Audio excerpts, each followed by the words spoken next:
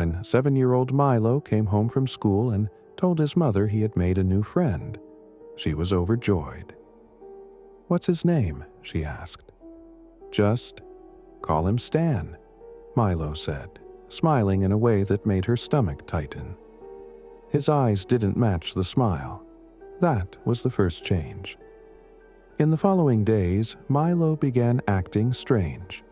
He barely ate, barely slept, and spoke in whispers, even when no one was around. He started drawing odd symbols on napkins and the back of cereal boxes. Spirals, eyes, and shapes she couldn't place but somehow unsettled her.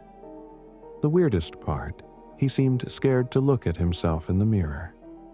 At night, he would lie awake, staring at the ceiling, eyes wide open.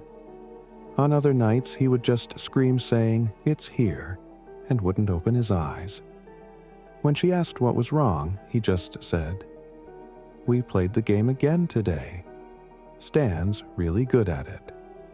"What game?" she asked one night as she tucked him in. He hesitated, eyes flicking to the darkened corner of his room. "Can't say." "If I tell you, I will lose." The room felt colder suddenly. "Milo, that's just a game. It's not real." He grabbed her wrist with surprising force. "Don't say that." He listens when you say things like that. His mom tried to talk to the school. The teachers hadn't seen anyone named Stan. No new students. When she asked if Milo played with anyone at recess, they said he usually wandered alone. Sometimes talked to himself. For weeks, he kept referencing the game. "It has 3 rules," he muttered to himself one morning at breakfast.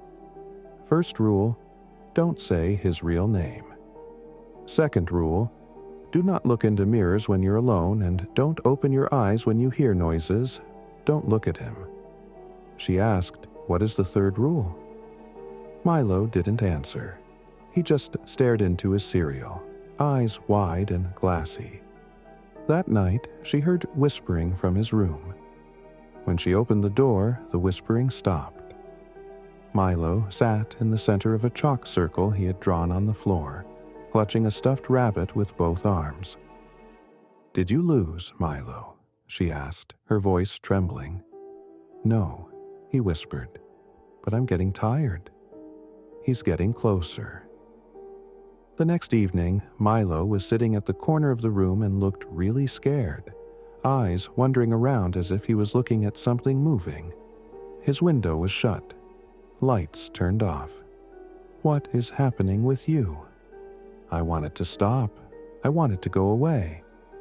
His mother hugged him, almost crying, and told him she would do anything to help him.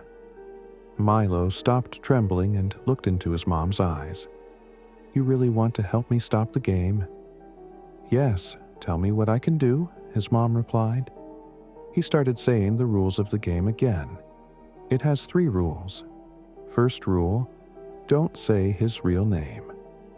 Second rule, do not look into mirrors when you're alone, and don't open your eyes when you hear noises. Don't look at him. He took a pause. Third rule, by telling another person about the game and all 3 rules, you will lose, and that person will start the new game. Milo's eyes turned white, and he started having a seizure. After a few seconds, he was motionless. His mom was crying and was terrified at the sight of his son. She checked if he's breathing. It was faint, but he has breath. She stood up to get her cell phone. There was silence and coldness in the air.